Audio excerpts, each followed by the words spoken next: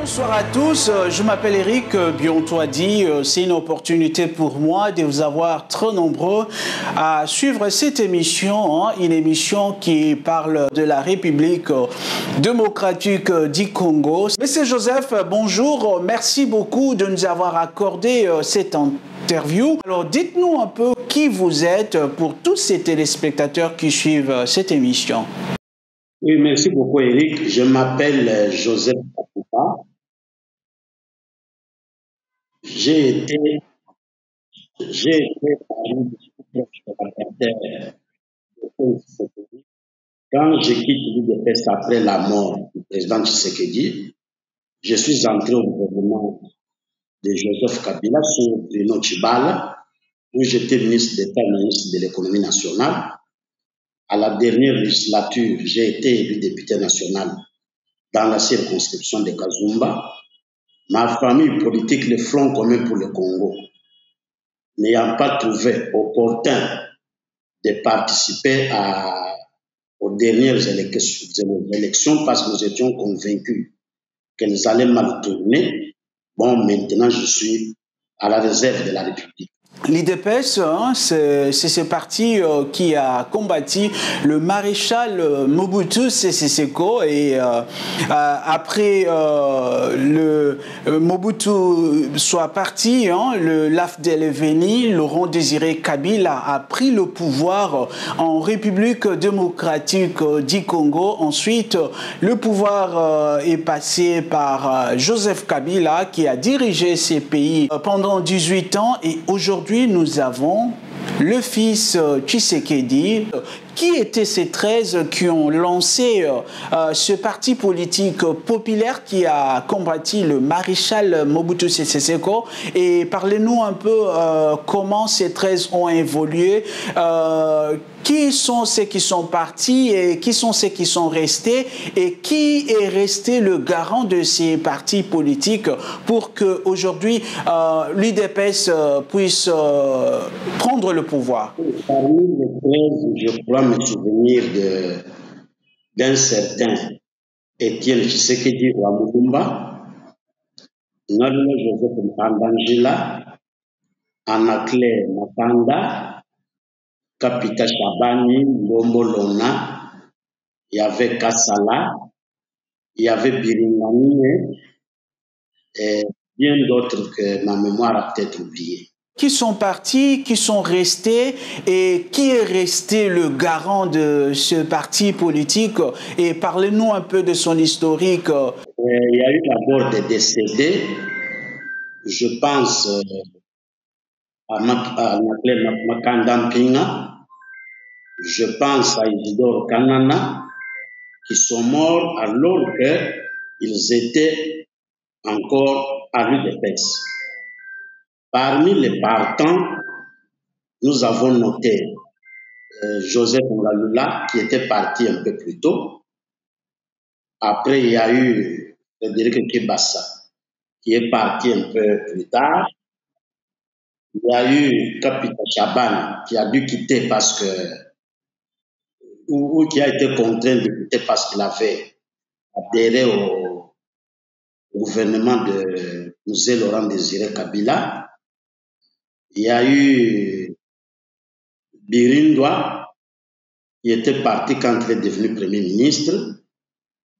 Bref, à la fin, l'UDPS s'est retrouvé avec un seul leader qui s'appelle Étienne Tshisekedi. Quelle était sa vision? Parlez-nous un peu, vous qui connaissez le défunt, vous l'avez rencontré, vous avez travaillé avec lui, vous connaissez sa lutte. Qui il était? Étienne Tshisekedi qui est d'abord, qui a un parcours politique très élogieux. Il est membre du collège des commissaires déjà dans les années 60.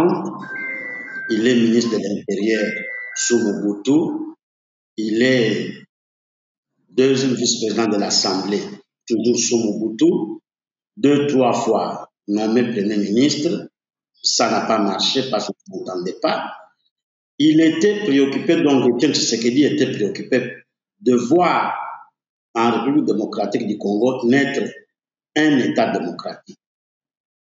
Un État où les lois sont au-dessus de tous.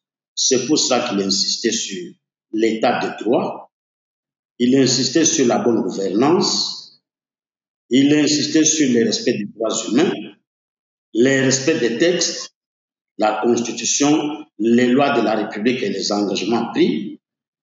Tout cela pour lui, de la bonne gouvernance, je l'ai dit, devait déboucher sur le progrès social du peuple congolais. Voilà un peu résumé sa vision dans quelques mots. Si Étienne Tshisekedi avait eu la chance de diriger ce pays, nous n'en serions pas là. Nous n'en serions pas là. Et la déception est totale dans la population congolaise, qui ne comprend pas qu'un parti comme l'UDPS, avec un leader aussi exigeant et rigoureux qu'Étienne Tshisekedi, puisse sombrer aujourd'hui dans le détournement des deniers publics, dans la corruption, dans la mauvaise gouvernance, dans le non-respect des textes, notamment la Constitution et les lois de la République. Je crois que ce à quoi nous assistons n'a rien de commun avec la longue lutte d'Étienne Tshisekedi et l'UDPS. C'est l'avis de tout le peuple congolais, c'est mon avis, c'est triste, mais c'est comme ça. Autour du président Félix Tshilombo, il n'y a aucun collaborateur, aucun proche du président Étienne Tshisekedi. Ce n'est pas un secret. Bon, c'est un pouvoir. Autour de lui, il y a d'abord tous nos amis, toutes nos sœurs, nos frères, qui étaient à l'extérieur du pays. Vous comprenez que ça ne fait pas penser l'entour du président. Et à ce jour ici, vous voyez dans l'alliance de la signée, tout le monde dit autour de lui. Prenez le Vital Kamerhe, le Jean-Pierre Bemba, Bahati Lukwebo qui a commencé, c'est pas à l'UDPS bien sûr, mais qui avait quitté depuis très longtemps, Lemboso, Sama Lukonde. Personne, mais alors, personne n'a été à côté d'Étienne Tshisekedi, personne n'a suivi un séminaire, une causerie morale animée par Étienne Tshisekedi. Personne n'a eu à traiter d'un dossier avec lui. Il n'est que normal que la doctrine d'Étienne Tshisekedi soit tombée dans l'eau. Personne de ceux qui est là n'a intériorisé les enseignements d'Étienne Tshisekedi. Donc ça ne m'étonne pas personnellement que nous en arrivions là. Comme vous venez de numérer sa vision, tout ce qu'il espérait voir le Congo devenir, est-ce que vous ne voyez pas que cette vision, cette lutte est le contraire de ce que nous sommes en train de vivre aujourd'hui au Congo? Parce que la plupart des personnes que nous avons rencontrées, nous avons interviewées, ils nous ont dit que l'UDPS a combattu le maréchal Mobutu. Le parti voulait gagner le pouvoir pour éradiquer la corruption, éradiquer tout ce qui a trait au manque de respect des textes et surtout apporter la démocratie en République démocratique du Congo. Je crois que les divisions profondes ont apparu après la mort du président Étienne Tshisekedi, parce que tout le monde qui était à côté de lui, tous ses proches ont été littéralement écartés de l'une ou de l'autre manière. Et c'est comme ça que le parti a pris une autre voie. Vous parlez de la possibilité de refaire une grande UDPS. Non, je crois que c'est tard. Beaucoup de combattants sont déçus. Ceux qui souffraient dans la rue, dans les prisons à gauche, à droite, ils n'ont pas d'emploi. Tous les cadres se sont payés chacun un chemin. Nous avons par exemple Valentin Moubake qui était l'un des plus proches du président Tshisekedi qui a créé son parti, UDPS le peuple. Tshibala Bruno, qui était aussi parmi les proches, a créé l'UDPS Tshibala. Et il y a tous ces gens qui sont abandonnés dans la rue. Je ne pense pas qu'il soit possible de recréer l'UDPS aujourd'hui. Ça, c'est un parti qui était dans le cœur de beaucoup de Congolais. Il n'a pas eu à faire beaucoup d'efforts au plan financier pour se faire implanter ou pour s'implanter. Penser à refaire l'UDPS aujourd'hui, ça va coûter trop cher, peut-être sans donner le résultat que les gens peuvent attendre. Non, c'est vraiment difficile. Parce que de par la déception dans l'opinion congolaise, je ne sais pas combien de gens seraient encore acceptés de croire dans l'idéal. C'est difficile. Lorsqu'on parle d'un parti politique, on voit le cadre, on voit l'idéologie, on voit tout ce que le parti a toujours plané, préparé pendant des années. Alors, dites-nous un peu ces changements. Quand est-ce que c'est arrivé? Comment c'est arrivé? Et aussi, est-ce que ceux qui ont milité, qui ont travaillé à côté du vieux Tshisekedi, est-ce qu'aujourd'hui, ils sont là au pouvoir pour mettre le point sur le i ou aider le président Félix à rester sur le droit chemin du parti UDPS? Est-ce que nous pouvons dire que c'est une implosion en interne dans le parti UDPS? Est-ce qu'il y avait des divisions avant l'implosion en interne dans le parti UDPS? Est-ce qu'il y avait des divisions avant ou les divisions sont venues après lorsque le président Félix a pris le pouvoir, hein? Est-ce que cette division était avant la mort du vieux ou c'est une division qui est venue après?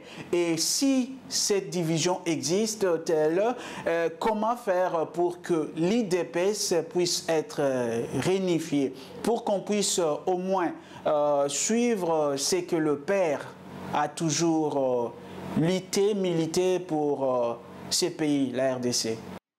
Sincèrement, ça fait mal au cœur, très mal même. Et c'est même une honte de voir que ce parti sur lequel les Congolais comptaient puisse gouverner le pays de cette manière. Mais je voudrais insister sur le fait qu'il y a cette coalition gouvernementale qu'on appelle Union sacrée qui n'a rien à voir avec l'UDPS. Je n'ai jamais vu la charte de l'Union sacrée. J'aurais bien voulu la comparer avec les statuts de l'UDPS que j'ai connus. Je crois que il n'y a aucune ressemblance. Ça fait mal au cœur, ça fait honte, mais nous essayons de vivre avec. Vous avez été dans la lutte avec le père, certainement vous avez aussi connu un certain Laurent Désiré Kabila. C'est lui-même qui est venu renverser Mobutu Sese Seko grâce à l'appui du Rwanda et de l'Ouganda et certains pays comme le Zimbabwe. Dites-nous un peu, l'homme Laurent Désiré Kabila avec l'homme Tshisekedi, ils ont tous les deux combattu le maréchal Mobutu pour que son pouvoir soit renversé. Comment établissez-vous le lien entre les deux? Est-ce que les deux personnalités avaient le même combat? S'ils avaient le même combat, comment vous différenciez ces deux combats entre Tshisekedi le père et Laurent Désiré Kabila pour faire partie Mobutu? Vous savez, les deux personnalités ont ceci en commun. D'abord, ils sont de la gauche. Ils avaient comme doctrine la social-démocratie. Deux, ils avaient le souci de la bonne gouvernance. Ils avaient le souci du bien-être de la population. Les deux étaient profondément attachés à l'unité nationale et et à l'intégrité du territoire. Malheureusement, bon, ils nous ont quittés et on est là. L'ancien président de la République, Joseph Kabila, certaines personnes ne connaissent pas très bien cette personnalité politique congolaise. Parlez-nous un peu, vous avez travaillé avec Joseph Kabila. Certaines personnes disent même que le malheur du Congo aujourd'hui, c'est Joseph Kabila. Est-ce que vous êtes de même avis? Dites-nous un peu qui était Joseph Kabila et quelle était aussi sa vision pour le Congo. Il y a eu une manifestation au stade de martyrs de Kinshasa. C'était le concert du pasteur Moïse Mbiye, où toute la famille Union Sacrée était présente. Mais vous savez que en plein culte, au lieu des cantiques religieux, tout ça, religieuses, le peuple a préféré chanter Kabila Azonga, Kabila Azonga, Kabila Azonga. Rien qu'en considérant cela, on ne peut pas dire les malheurs du Congo, c'est Kabila. Non. Faites circuler vos micro-baladeurs, voyez les prix au moment où Kabila quittait. Quels sont ces prix-là aujourd'hui? Nous avons laissé le dollar à 1600 francs congolais. Il est aujourd'hui à 2850. Pensez-vous que devant cette réalité-là, on puisse rendre Kabila responsable de la misère du peuple congolais? Non. C'est la population qui parle. Je ne fais que reprendre ce qu'elle dit. Elle considère que ses conditions de vie se sont terriblement détériorées. Il n'y a plus de route dans ce pays. L'eau et l'électricité deviennent de véritables casse-têtes. Manger devient une véritable casse-tête. Comment on peut... Je voudrais vraiment être sincère avec vous. Si Kabila était la cause du malheur des Congolais, les Congolais ne les réclameraient pas aujourd'hui. Je vais plus loin. Si on organise une présidentielle crédible, transparente, juste dans ce pays, c'est Kabila qui va la gagner. Parce qu'aujourd'hui, même dans les milieux où il était le plus hostile, les gens ne demandent pas. Allez dans le Kassai aujourd'hui, voir comment la misère est totale. Quand Kabila se déplace à Kinshasa, aller à Tchang, la population était très hostile, etc. Mais combien de fois ne l'a-t-on pas obligé de descendre de sa voiture et de marcher à pied? Par la même population qu'on pensait lui être hostile. Non, non. Je crois que c'est un faux débat. Les amis gèrent le pays, qu'ils soient responsables de ce que la population est en train de décrire. C'est tout. Si aujourd'hui le père Tshisekedi était en vie et qu'il avait le pouvoir en République démocratique du Congo, vous qui avez connu cette personnalité, quelle était sa vision en termes de développement, de la transformation de la RDC sur le plan sécuritaire, sur le plan éducation, sur le plan développement? Comment Tshisekedi aurait souhaité voir son Congo? Étienne Tshisekedi rêvait d'un Congo fort militairement, un Congo démocratique, un Congo où d'immenses richesses devaient profiter au peuple congolais grâce au travail du peuple congolais. Étienne Tshisekedi n'était pas un mendiant, ne se voyait pas mendiant, non. Voilà un peu ce qui le déterminait, ce qu'il avait en tête, un Congo fort militairement, un pays démocratique, faire de ce Congo une grande puissance économique en Afrique parce qu'il n'avait cessé de dire le jour où le Congo se réveillera, l'Afrique s'envolera. Alors, vous avez connu le père, vous avez travaillé avec le père. Qu'est-ce que vous, le collaborateur du père, vous reprochez aujourd'hui au gouvernement de M. Félix Tshisekedi? La gestion du pouvoir de M.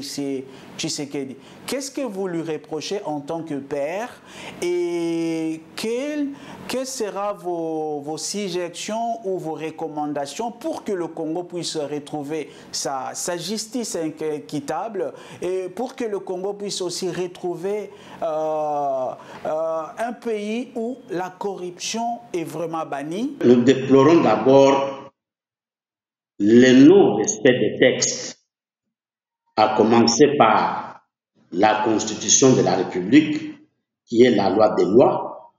Je prends un exemple idiot.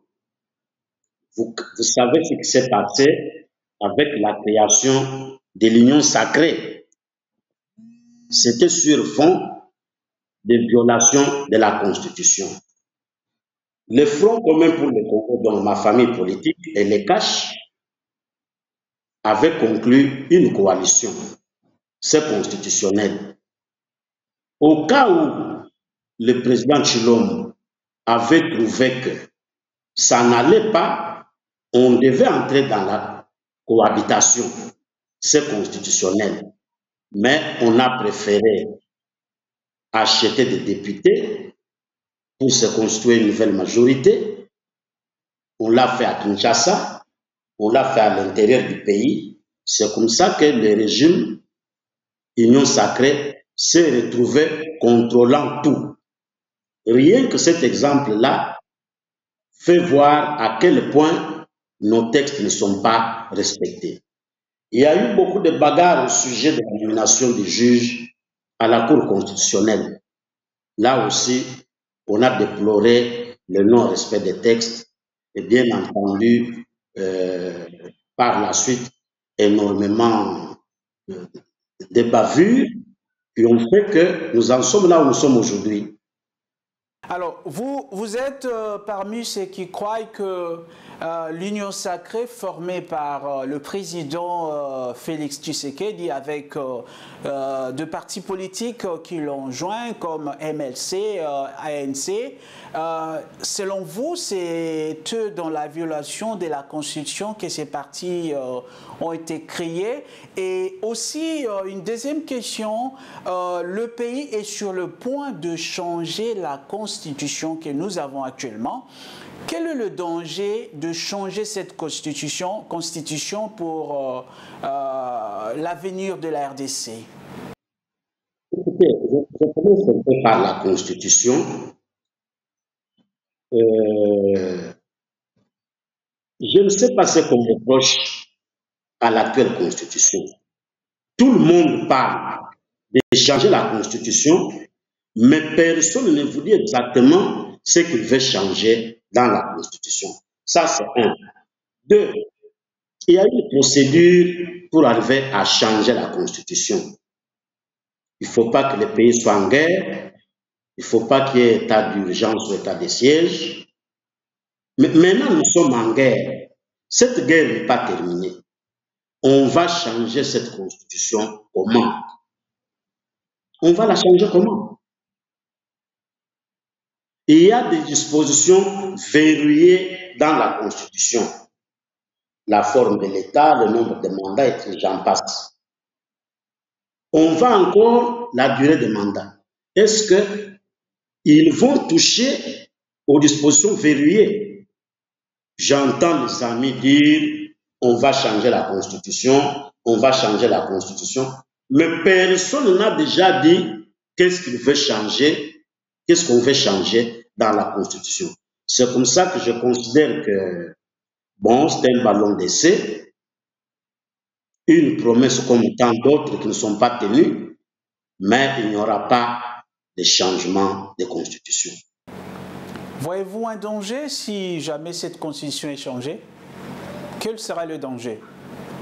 Mais le danger, c'est que le peuple qui est déjà déçu de la gestion actuelle du pays ne se laissera pas faire. Comment voulez-vous venir demander à un peuple affamé, un peuple désillusionné, un peuple déçu, lui demander d'adopter, de changer notre constitution? Qu'est-ce que la constitution a comme impact dans ce que nous vivons actuellement en République démocratique du Congo? La constitution autorise que la corruption, les détournements, les violations des droits humains, les violations des droits de la presse? Non, non, non. Et je dis encore une fois non. Alors, le président de la République, pendant sa campagne, il a dit dans une des émissions qu'il a fait à Top Congo, hein, un média en République démocratique du Congo, il a dit il attend, si le Rwanda continue à tuer ou un seul Congolais est abattu à l'est de la République démocratique du Congo, le président allait réunir le Sénat et le Parlement pour demander l'autorisation de déclarer la guerre contre le Rwanda. Et nous savons qu'à l'époque, le Sénat n'était pas encore bien positionné. Et là, on vient d'avoir un nouveau président du Sénat.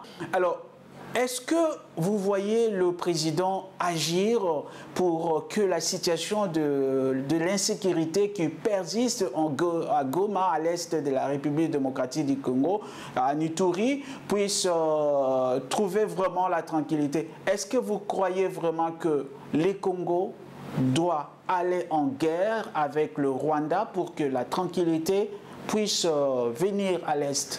Vous croyez à cela ou vous croyez à la diplomatie? C'était pour avoir des voix. Vous avez parlé de convoquer le Parlement, tout à fait. Mais le Sénat et l'Assemblée à laquelle moi j'appartenais étaient là. Je crois que s'il avait vraiment envie de faire la guerre au Rwanda, il aurait convoqué les deux chambres. Et encore, j'espère que les deux chambres lui auraient donné l'autorisation dans la mesure où nous devons commencer par faire en sorte que notre armée soit forte, qu'elle soit bien équipée et bien payée. Quand Joseph Kabila quitte le pouvoir, nous étions la 7e armée d'Afrique. Je ne sais pas où on nous situe aujourd'hui. Avant de vouloir faire la guerre au Rwanda, il faut d'abord mesurer notre propre force. Si nous ne pouvons pas arriver à bout du M23, qu'on dit être supplétif du Rwanda, pensez-vous que nous aurons vraiment la force d'engager une guerre contre le Rwanda et la gagner? Non, non, la solution n'est pas militaire. Le Rwanda, c'est un voisin. Nous n'allons pas changer nos frontières aujourd'hui. La solution reste politique. Ça, tout le monde le dit. Qu'on cesse de faire la comptabilité des morts, qu'on cesse de compter le nombre de déplacés, abandonnés à leur triste sort, qu'on cesse d'injecter l'argent dans cette guerre. Je crois qu'il faut rentrer. Si on veut aller loin, aller dans le processus de Nairobi et de Rwanda. L'autre mot de la démocratie aussi, c'est le dialogue. Voilà pourquoi je dis, il faut se parler et les choses redeviendront normales. Dites-nous un peu comment vous détaillez ce qui s'est passé, quelles sont vos analyses en tant que politicien de la situation et qu'est-ce que les autorités congolaises doivent retenir de ce qui s'est passé à Kinshasa, le coup d'État manqué par Christian Malanga. Aujourd'hui, nous sommes à l'ère des réseaux sociaux. Il n'y a plus beaucoup de secrets dans ce que nous faisons ou dans ce que nous disons. Il y a eu ce qu'il y a eu, mais à Kinshasa, les gens posent beaucoup de questions. Quelqu'un qui veut renverser les régimes, va-t-il aller d'abord attaquer un candidat président du bureau de l'Assemblée? Non. Nous avons vu les quelques militaires au palais de la nation. Nous attendons que les enquêtes nous disent comment ces militaires sont-ils entrés là-bas, parce que le palais de la nation, quand même, c'est l'un des endroits les plus sécurisés, si pas les plus sécurisés de la République. Ces gens se retrouvent là-bas. Il y en a qui sont sans armes. Je ne sais pas si on va faire un coup d'État sans armes. La voie de la RTNC n'a pas été menacée. L'aéroport n'a pas été menacé. La cité de l'Union africaine n'a pas été menacée. Attendons voir ce que leurs enquêtes vont donner. Mais je ne pense pas que ces gens aient eu l'intention de renverser le régime. Alors, quel message vous allez lancer aux autorités congolaises pour que ce genre de situation ne se reproduise pas? La MONUSCO a appelé cela, au contraire, pas un coup d'État, mais plutôt une tentative d'assassinat contre M. Vital Kamerhe. Heureusement que la MONUSCO a quand même ouvert la bouche. La MONUSCO a beaucoup de canaux d'information. Qu'elle en arrive à dire ça, mais je suis réconforté dans ce que j'ai essayé de faire comme analyse des éléments que j'ai pu récupérer dans les réseaux sociaux. Non, je pense quand même que ce pays a besoin de penser. Il ne faut pas, à mon avis, distraire l'opinion avec cette histoire de coup d'État pour qu'elle ne s'occupe plus de ces conditions sociales. Malheureusement, même dans l'opinion, personne n'y a cru. On a vécu sous Mobutu, commentaire manqué, mutin de la voix du Zaïre. Les gens disent c'est la même chose.